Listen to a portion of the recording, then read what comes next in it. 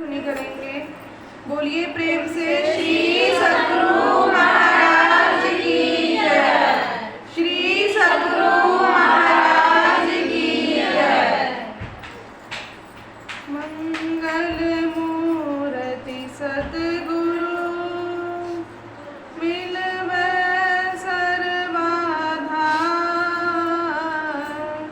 मंगलमय मंगल करण विनवो बारंबार। मेरा मुझ में कुछ नहीं, जो कुछ है गुरु तो तेरा तुझको सौंपता। क्या लागत गुरु मोह। श्री सद्गुरु महाराज की जय। परमाराध्य आराध्य श्री गुरुदेव जी के श्री युगल चरणों में कोटि से नमन। सत्संग में उपस्थित माताओं एवं बहनों को मैं हार्दिक प्रणाम करती हूँ। आप सब अभी कुछ देर पहले श्री रामचरितमानस का पाठ श्रवण किए, जिसका प्रतिपाद विषय है सचिव, वैद्य और गुरु की विशेषता। सचिव कौन होते हैं?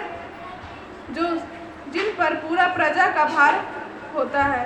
जो राजा होते हैं वह अपनी प्रजा को देखते हैं और यह भी देखते हैं कि उनमें क्या कमी है, किस कमी को पूर्ति किया जाए। अगर हमारे जीवन में, हमारे जीवन काल में अगर सचिव, वैद्य और गुरु सही नहीं हो तो हमारे जीवन का नाश होने वाला होता है। अगर सचिव हमको सही रास्ता ना दिखाएं तो हम भटक जाएंगे, हमें बुद्धि नहीं होगी कि हमें क्या करना है।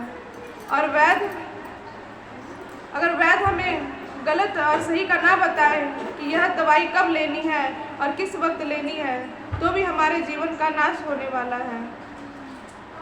और गुरु जब तक हमारे जीवन में सच्चे गुरु नहीं आ जाते, सही राह नहीं दिखलाते, तब तक ना तो हमें जीवन यापन का पता चलेगा और ना ही अंधकार से प्रकाश में जाने का पता चलेगा। तो इसलिए इसमें कहा गया है कि अगर सचिव, वैद्य और गुरु अगर सही मिल जाए तब तो जीवन का कल्याण हो जाएगा, अगर गलत मिल जाए तो जीवन नाश होने वाला है।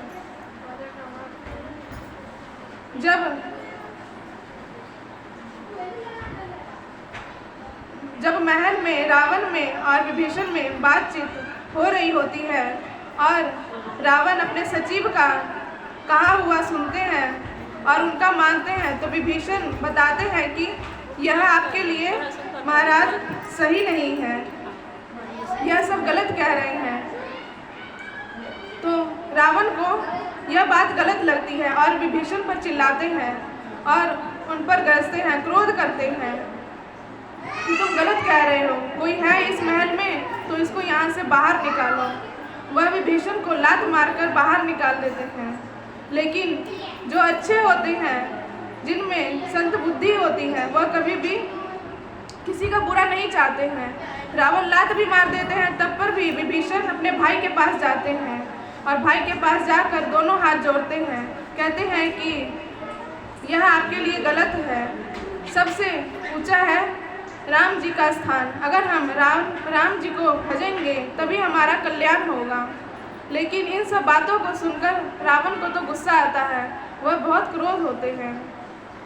श्री रामचरितमानस में आया है कि व्यक्ति के मन में, व्यक्ति के अंदर सुबुद्धि भी होती है और कुबुद्धि भी होती है। सुबुद्धि वह होती है जो सही बुद्धि हो, सुमति होती है, और कुबुद्धि गलत बुद्धि को कहा गया है। तो सभी व्यक्ति के अंदर में सुबुद्धि और कुबुद्धि दोनों है। अगर अपने मन में, अपने अंदर में सुबुद्धि है तो हमारा जीवन का जरूर कल्याण हो जाएगा, क्योंकि वहाँ पर हर प्रकार की संपत्ति होती है। और अगर हमारे मन में, हमारे अंदर में कुबुद्धि है, मन में मैल भरा हुआ है, तो हमारा कल्याण नहीं होने वाला है, क्योंकि वहाँ पर हर समय विपत्ति आती रहती है। तो लेकिन जो संत होते हैं वह अपना गुण नहीं छोड़ते हैं। जो उनके साथ बुरा भी करते हैं फिर भी वह सबके साथ भला ही करते हैं। रावण ने विभीषण के साथ कितना बुरा किया, लेकिन विभीषण सुबुद्धि वाले थे, फिर भी उनके पास जाते हैं और हाथ जोड़ते हैं। लेकिन जैसे ही विभीषण महल से चले जाते हैं तो सभी जितने भी राक्षस होते हैं सबकी आयु हीन हो जाती है। आयु हीन होने का मतलब है आयु कम हो जाती है। इसीलिए कहा गया है कि राम जी को भजिए, प्रभु को भजिए, प्रभु में मन लगाइए। हमारे गुरु महाराज जी ने कहा है कि सुकिरत कर ले, नाम सुमर ले, कौ जाने कर की, जगत में खबर नहीं पल की। हमें हमेशा नाम जप में लगे रहना चाहिए, क्योंकि कल का तो पता नहीं है। जो आज है उसको जीना चाहिए। कैसे जीना चाहिए? भजन करके, प्रभु का सुमिरन करके, नाम जप करके। गुरु महाराज जी ने बताया है कि हमें दिन भर नाम जप करते रहना चाहिए और रात को जागकर ध्यान भी करना चाहिए। तो हमें अपने जीवन में से नाम जप नहीं छोड़ना चाहिए। जब तक हम नाम जप करते रहेंगे तब तक हमारा कल्याण एक ना एक दिन जरूर हो जाएगा। एक गृहस्थ आदमी थे, वह साधु बाबा के पास जाते हैं। साधु बाबा के पास जाकर कहते हैं कि महाराज जी, हम तो घर में ध्यान करते हैं लेकिन हमारा ध्यान में मन नहीं लगता है। आप तो इतना ध्यान करते हैं और ध्यान करते करते इतने महान बन गए हैं, कुछ हमें उपदेश दीजिए। तो साधु बाबा कहते हैं कि आपको कल सुबह 8 बजे आइएगा। तो गृहस्थी जो होते हैं वह वापस चले जाते हैं और सुबह होने का इंतजार करते हैं। जैसे ही 8 बजता है तो वह साधु बाबा के पास आ जाते हैं। वह देखते हैं कि साधु बाबा जी कुटिया में नहीं है। तो कोई बताते हैं कि साधु बाबा जी बारी में है। तो वह गृहस्थी बारी में जाते हैं और साधु बाबा के पास जाकर कहते हैं कि साधु बाबा जी, आपने तो 8 बजे आने के लिए कहा था, अब मैं आ गया हूँ, आप मुझे कुछ उपदेश दीजिए। तो साधु बाबा जी क्या कर रहे होते हैं? बारी में धान के पौधे को एक खेत में से निकाल कर दूसरे खेत में लगा रहे होते हैं। तो गृहस्थी कहते हैं कि साधु बाबा जी, मैं कितने देर से खड़ा हूँ, आप बताइए, कुछ उपदेश दीजिए। तो साधु बाबा जी कहते हैं कि मैं तुम्हें उपदेश ही दे रहा हूँ, तुम्हें पता नहीं चल रहा है। तो वो कहते हैं महाराज जी, हमें नहीं पता चल रहा है, कृपा करके आप बताइए। तो साधु बाबा जी कहते हैं कि यह जो मैं पौधे को एक खेत में से निकाल कर दूसरे खेत में लगा रहा हूँ, वह है नाम जप और ध्यान की विधि। इससे यह शिक्षा मिलती है कि हमें संसार में रहना तो है, लेकिन अपने मन को ईश्वर से जोड़ना है, ईश्वर में मन को लगाए रखना है।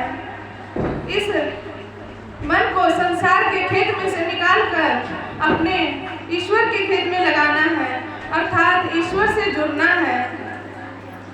तो वह व्यक्ति समझ जाते हैं और साधु बाबा जी को प्रणाम कर कर वापस चले जाते हैं। कहा गया है कि कछुए की दृष्टि हो, जंजाल क्या करें। एक कछुआ जब अंडा देती है तो वह उसके साथ नहीं रहती है, अंडा देती है फिर वो कुएं में चली जाती है और वह पानी में ही रहती है, लेकिन उसका ध्यान अंडे की तरफ ही लगा रहता है। और एक चिड़िया भी अंडा देती है, लेकिन वह चिड़िया अंडे के साथ ही रहती है, कहीं भी नहीं जाती है। तो जो कछुई है वो बहुत महान है, क्योंकि वह पानी के अंदर रह रही होती है, लेकिन उसका ध्यान अंडे की तरफ होता है। जब दिन पर दिन अंडा फलता फूलता है और एक दिन बच्चा निकलकर बड़ा हो जाता है। लेकिन अगर कोई कछुई को मार दे तो वह अंडा भी सड़ जाता है। कहने का भाव यही हुआ कि जैसे कछुई अंडे को देती है और पानी में रहती है, लेकिन उसका ध्यान अंडे की तरफ लगा रहता है, इसी तरह हमारा जीवन भी है। संसार में रहना तो है, लेकिन अपने ध्यान को प्रभु की ओर लगाए रखना है, प्रभु का नाम सुमिरन करना है। जब तक हम अपने जीवन में गुरु का संग नहीं करेंगे, गुरु नहीं बनाएंगे, तब तक इसका कल्याण नहीं होने वाला है। देहस्ता सर्वविद्याश्च देहस्ता सर्वदेवता देहस्ता सर्वतीर्थानि गुरुवाक्येन लभ्यते। संतों जन ने बताया है कि इस देह में ही सभी तरह की विद्या है और इसी देह में ही सब देवता है, लेकिन इसका पता कौन बताएगा? इसका पता गुरु बताते हैं। जब तक हम गुरु का संग नहीं करेंगे, सब विद्या होते हुए भी हम अज्ञानी रहेंगे। तो संत जन कहते हैं और गुरुजन ने बताया है कि हमें अपने ध्यान को प्रभु में लगाए रखना है, प्रभु से जोड़े रखना है और सदा गुरु की बात माननी है। एक बार की बात है, गुरु नानक देव जी अपने सरदार से कहते हैं कि जाओ 500 असरफियाँ ले आओ, 500 मोहरे ले आओ। मोहरे का मतलब होता है असरफी, सोना चांदी। तो उस सरदार का नाम होता है झंडा, लेकिन झंडा वो तो गरीब व्यक्ति होता है, अब वह 500 असरफियाँ कहाँ से लाए? तो वह झंडा और उसका पुत्र सोचता है और विचार करने लगता है कि गुरु जी ने तो 500 असरफियाँ लाने को कहा है, अब इसका कैसे इंतजाम किया जाए? तो यह सोचते ही हैं। झंडा, उसी झंडे के गांव में एक नवाब होते हैं जिनके यहाँ एक कुश्ती का मैदान होता है जहाँ पर युद्ध किया जाता है, लेकिन जो वहाँ पर रहते हैं वह बहुत ही बलवान रहते हैं, लेकिन वह किसी से युद्ध नहीं करते हैं क्योंकि वह बहुत बलवान होता है। युद्ध करते हुए कभी किसी का हाथ झटक देता है तो पैर पटक देता है, तभी उस व्यक्ति की मृत्यु हो जाती है। इतना सब जानते हुए भी झंडा और उसके पुत्र वहाँ पर जाते हैं और वहाँ पर सूचना होती है कि जो व्यक्ति यह युद्ध करेंगे उसको 500 असरफियाँ दी जाएंगी। तो यह सुनकर झंडा जाते हैं और अपने पुत्र से कहते हैं कि मैं जा रहा हूँ युद्ध के मैदान में, लेकिन उसके पुत्र समझाते हैं कि नहीं पिताजी, आप रहने दीजिए, युद्ध के मैदान में मैं जाऊँगा क्योंकि वह तो बहुत बलवान है। तो झंडा कहते हैं कि कोई बात नहीं, अगर मृत्यु भी हो जाए तो कोई बात नहीं है। तो झंडा युद्ध के मैदान में जाते हैं और जब कुश्ती लड़ रहे होते हैं तो झंडा उस आदमी को पकड़कर पटक देते हैं। तो जब सभी व्यक्ति ऐसा देखते हैं और सभी व्यक्ति तालियां बजाते हैं और पूछते हैं कि झंडा, तुम तो बहुत ही कम बलवान वाले हो और वह तो बहुत बलवान है। तो वह बलवान व्यक्ति उत्तर देते हैं कि इनके अंदर तो गुरु का ज्ञान है और मेरे अंदर तो गुरु का ज्ञान नहीं है, इसीलिए झंडा ऊपर आ गया और मैं झंडे के नीचे। अंत में झंडे की जीत होती है और उनको कहा जाता है कि मांगो, तुम क्या मांगते हो? तो झंडा कहते हैं कि मुझे 500 असरफियाँ चाहिए। इसलिए व्यक्ति के दुबले पतले होने से या कम शरीर भावने से मतलब नहीं है, जिस व्यक्ति में गुरु का ज्ञान है सबसे बलवान वही है। इसीलिए गुरु की शरण पकड़े रहना चाहिए। जब तक हम गुरु के शरण में नहीं जाएंगे, किसी भी तरह का कोई ज्ञान नहीं होगा। इस संसार में कैसे चलना है, किस तरह रहना है, यह सब हमारे गुरु ही बतलाते हैं। जब तक जीवन में हमने अपना गुरु नहीं बनाया, हमारे जीवन का कल्याण नहीं होने वाला है। बिना गुरु बनाए ही बहुत व्यक्ति पूजा पाठ करते हैं, मंदिर जाते हैं, धूप अगरबत्ती करते हैं, लेकिन अगर गुरु से युक्ति जानकर, गुरु भेद जानकर मंत्र जाप नहीं करेंगे तो आप लाखों अगरबत्तियां जला लीजिए, दीपक जला लीजिए, उनका कोई फायदा नहीं होने वाला है। जब तक हम नाम जप नहीं करेंगे, आप अगर देख सकते हैं, सोच सकते हैं, धूप अगरबत्ती ना जलाइए, लेकिन भर दिन नाम जप में लगे रहिए, प्रभु का नाम जप करते रहिए, तब आपको खुद ही फर्क पता चल जाएगा कि नाम जप में कितना बल होता है। भर दिन नाम जप करते रहना चाहिए। हमारे गुरु महाराज जी ने भी भर दिन गुरु जाप करने के लिए बताया है और रात को जाग कर ध्यान करने के लिए कहा गया है, क्योंकि जाप से भी ऊंचा स्थान ध्यान का होता है। जो व्यक्ति ध्यान करते हैं उनका जो करोड़ों पहाड़ों का पाप होता है वह ध्यान करने से धीरे धीरे नष्ट होने लग जाता है। पाप धीरे धीरे क्षय होने लग जाता है। इसीलिए गुरु से युक्ति जानकर जाप करना चाहिए और ध्यान करना चाहिए।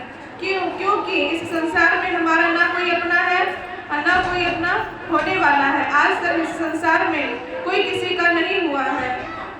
जब तक हम इस संसार में हैं, मोह माया से घिरे हुए हैं। लेकिन मोह माया से घिरे होने पर भी जब तक हमने प्रभु को याद नहीं किया, तब तक हमारे जीवन का कल्याण नहीं होने वाला है। जब तक हम आत्म पुकार नहीं करेंगे, अपने मन में गुरु का जाप नहीं लगाएंगे, प्रभु को याद नहीं करेंगे, तब तक कल्याण नहीं होने वाला है।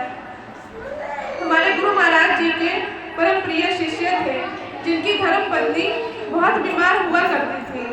वह जितना उनका इलाज कराते हैं, वह धीरे धीरे बीमार पड़ती जाती थी। धीरे धीरे बीमार पड़कर वह मरण स्थल पर पहुंच गई थी।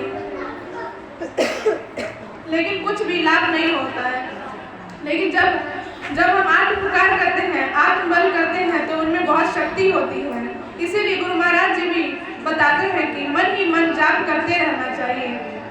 तो उनकी धर्मपत्नी का तो मरने तक स्थान पहुंच गया था, लेकिन वह उनकी धर्मपत्नी हार नहीं मानी थी।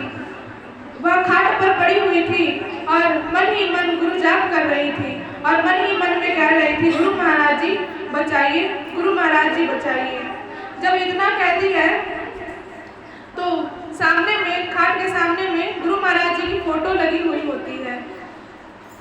तो कुछ समय के पश्चात वो फोटो दीवार पर लगी होती है तो खड़खड़ाने लग जाती है। जैसे जब आंधी तूफान आता है, कोई सामान खड़खड़ाने लग जाता है, इसी तरह गुरु महाराज जी की तस्वीर भी खड़खड़ाने लग जाती है।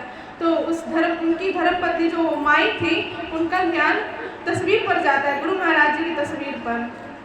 तो देखती है कि अचानक से ही गुरु महाराज जी तस्वीर से निकलकर बाहर आते हैं और उस माई को आशीर्वाद देते हैं। कहते हैं कि बेटी, तुम ठीक हो जाओगी, घबराओ मत। तो वह इतना देखती है तो गुरु महाराज जी को प्रणाम करती है और मन में सोचती है कि अगर मेरे बच्चे और मेरे पति भी गुरु महाराज जी को प्रणाम करने और उनके दर्शन करने तो कितना अच्छा होगा। जैसे वो अपने बच्चों को, अपने पति को पुकारती है, तब तो गुरु महाराज जी वापस से उस तस्वीर में समा जाते हैं।